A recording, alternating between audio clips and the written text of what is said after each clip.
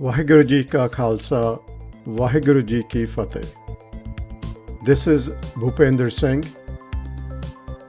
I'm grateful, humbled, and honored to be of service through production of these podcasts. By grace of Guru, I'm bringing to you a total of 5 episodes on Onkar. Today's world is marred by pain, suffering, racism, violence, divisiveness, and restlessness. There are wars and conflicts among nations, religions, communities, families, and also among people at personal level. To understand and comprehend today's world, I turn to Guru Granth Sahib. I turn my focus on Onkar, that is meant to bring peace, tranquility, and equanimity through realization of oneness. In series of 5 podcasts, I will begin with introduction to Onkar, that is not bound to people of one faith.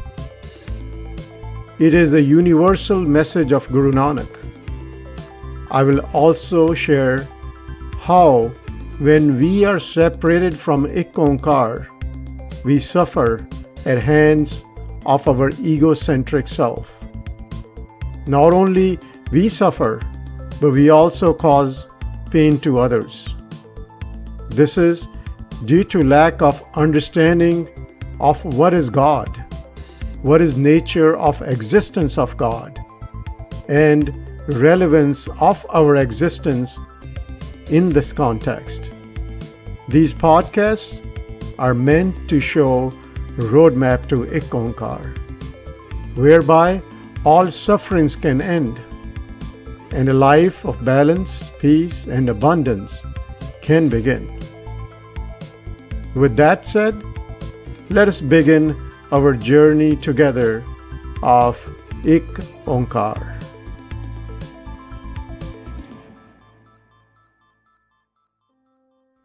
This is Bhupender Singh. Welcome to episode 5. This will be the last episode on Onkar, and in this episode I will continue with elaboration of Onkar. The 4th elaboration is by Bhagat Kabir. On Ang 1349, Kabir ji writes, Avval Allah Noor upaya, Kudrat ke sab bande, Ek Noor te sab jag upjaya, Kaun pale, kaun munde. Logaਂ ਭਰਮ ਨਾ ਭੂਲੋ ਭਾਈ, ਖਾਲਿਕ ਖਲਕ ਖਲਕ ਮੇ ਖਾਲਿਕ, ਪੂਰ ਰਹਿਓ ਸਭ ਥਾਈਂ. Allah, word here refers to Noor. Allah is the primordial force. Allah is Saibhang, Apine Aap Sajya, the one who created himself. Allah, Ram, Vaheguru, God are all synonymous words that produce different sounds when we pronounce them. All these different sounds point to one creator of one creation. When Prophet Muhammad said there is only one Allah, he meant there is only one creator. It does not imply that Rama, Vaheguru are any different. It simply means one creator has been given different names. All the sounds we make are pointing towards one creator. The next question is, how this creator, Allah, in this case, manifested itself. Kabirji states, Avval Allah Noor upaya. First, or Avval is Allah. who is Sebhang. Then from Allah, Noor upaya, the Noor came. And from this Noor, Kudrat ke sab bande, the Kudrat came into existence. Noor, in this case, refers to all the guns of the one Creator, and to manifest itself, it created the form, the Kudrat. Worldly meaning of Kudrat is nature, often referred to the vegetation, flora and fauna. Kudrat here refers to everything that has a form and is bound by time and space. It means all the beings belong to one Kudrat. From the same Noor came about the whole existence that we call the universe. Given that everything came from one source, Kabirji asked a pointed question. If Mool, or essence, of all beings is one, how can we call someone good or bad? Ek noor te sab jag upjaya, kaun pale ko mande. Realization of our Mool, whereby we come to know that everyone is equal, brings about an inner revolution, a paradigm shift. Equality, irrespective of religious beliefs, color of the skin, social or financial status, culture, nationality, ethnicity, or any such divisive factor that makes us appear different than the person next to us. This is realization of Onkar. This is realization of true nature of existence. Our world, marred by divisiveness, violence, wars, and conflicts among nations, religions, communities, families, and also among people, need to move forward through realization of Onkar. Onkar can lead to an amicable, peaceful, and loving world, inside and outside. Kabirji further states, don't be deluded and lose yourself in what is not true. Then Kabirji goes on to elaborate nature of Creator and His creation. Please note, Kabir's elaboration is same as that of other gurus. Khalik, Khalak, Khalak, Me Khalik. Pur, Reho, Sab Thai. Khalik is the Creator, the God, and Khalak is the physical world, the creation of the Creator. Khalik, Khalak means the Creator.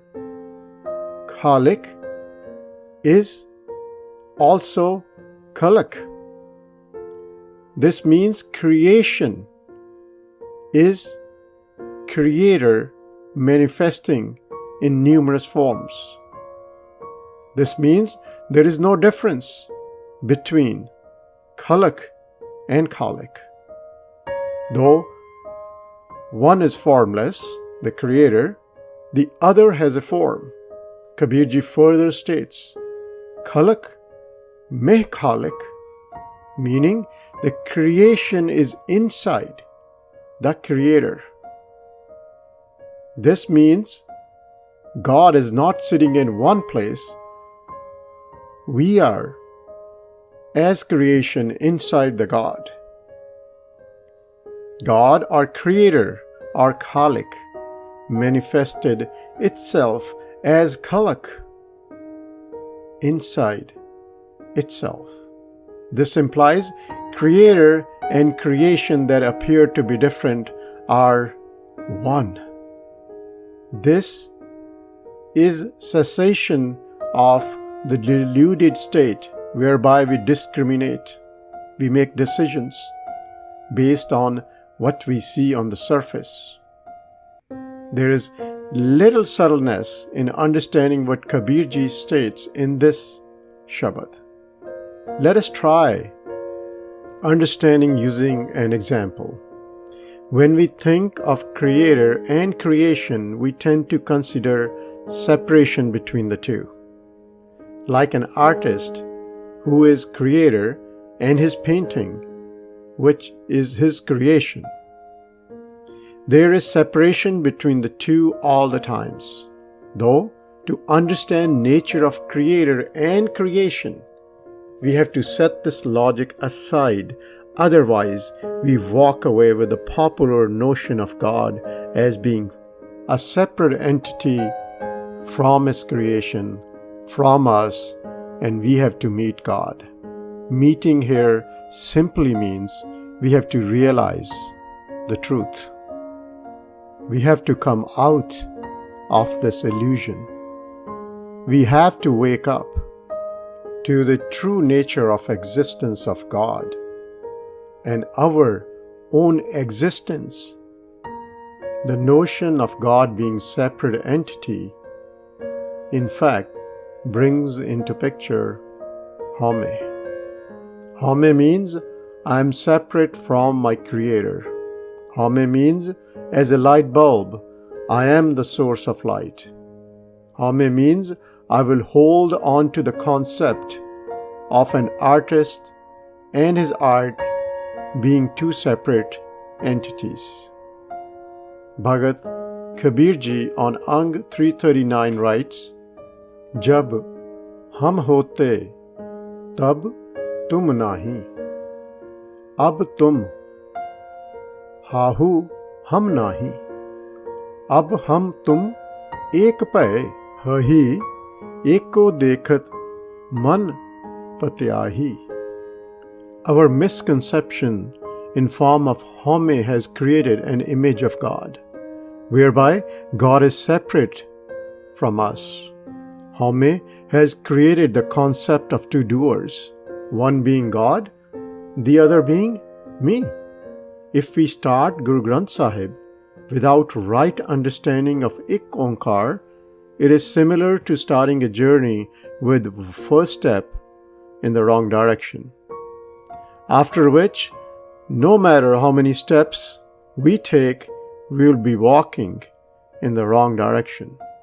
One who believes God as separate entity and looks up to God to save them, to protect them, to provide them, or to pull them out of hardship will remain distraught based on a shallow belief that will be shaken time and again by adversities of life.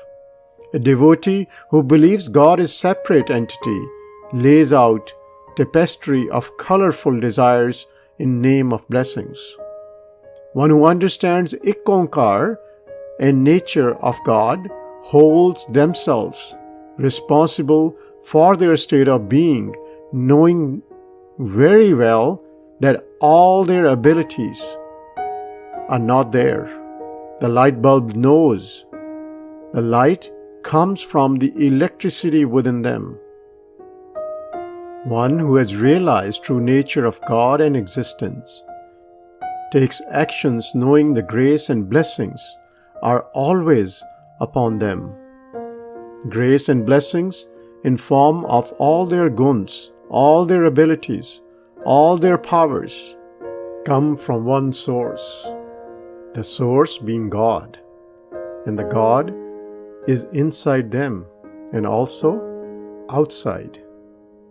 All their abilities, for example, the five senses, discerning power, ability to move, eat, digest, and so on, are not their own. Such a person always remains humble, grateful, and treats everyone as the same. Let us use an example for more clarity. A fish is born in water, from water, lives in water, and dies in water. The water is inside the fish and also outside the fish. Other than water, there is nothing else.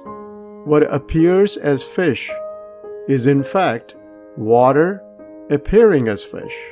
If the fish considers itself to be separate based on appearance, the fish will conclude that it is different from the water. Such a conclusion is lacking understanding of the true essence of existence. We, as creation, are the fishes in water called Creator. We, as creation, are from the Creator. We are born and we die inside the Creator. The Creator is inside us and we are inside the Creator. We are inside God and God is inside us. If one understands the analogy of fish and water, it should be fairly simple to grasp the concept of God, the nature of existence of God, and relevance of our existence in this context. This concludes episode 5. I truly hope these chosen 4 elaborations helps in understanding meaning of God, nature of existence of God, and our true essence. Let me summarize the key points of this podcast series for you. Point number 1. Kiv sachiara hoye, kiv kure tutte pal is the fundamental question that we need to ask ourselves. This question is first step towards ending of all pains and sufferings. Number 2. I will re-emphasize the difference in understanding and realization. Understanding is collective, whereby realization is personal. When we understand something, we exist as the one who understands, in this case, Ik Onkar. When we realize Ik Onkar, we as Home cease to exist, and what remains is Ik Onkar. Ik Onkar shines in Guru Nanak's character and actions. Ik Onkar is Guru Nanak's signature, whereas our signature is Home, reflected in our character and actions that are self-centered around our personal well-being. Number 3. Without realization of Ik Onkar that comes from understanding true nature of God, we remain separated as Home. Our separation as Home shrinks us to our limited self, which is the Man, the root of all our pains and suffering. Number 4. God is not a separate entity from His creation. God is formless Creator who appears as numerous entities with a form bound by time and space. Further, all forms are inside God, and God is also inside its creation. Namdev ji have written, Sab Gobind hai, Gobind bin nahi koe, Sab ek man, Sat sahans jaise, Utpot prab soi. Number 5. Negating or accepting God without realization is futile. It is all about personal realization that takes away the need to convince others either way. Kabir ji has written, Jab janya to man manya. Man mane लोग ना पतीजे तो क्या कीजे. Number 6.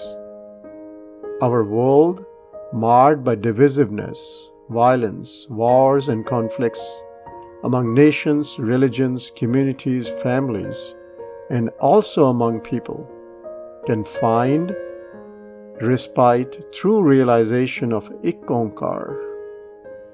This can lead to an amicable, peaceful, and loving world inside and outside of us. Number 7. Last but not the least. Realization of Ik Onkar requires Guru. We, as Surt, can transcend from disillusioned state to awake state, whereby true nature of God and our existence is revealed to us. Shabad Guru Surt Tun Chela. Thank you for listening to these series of episodes on Ik Onkar. I'm grateful and also thankful to that one God, one Creator that made this humble effort possible. Vaheguru Ji Ka Khalsa, Vaheguru Ji Ki Fateh.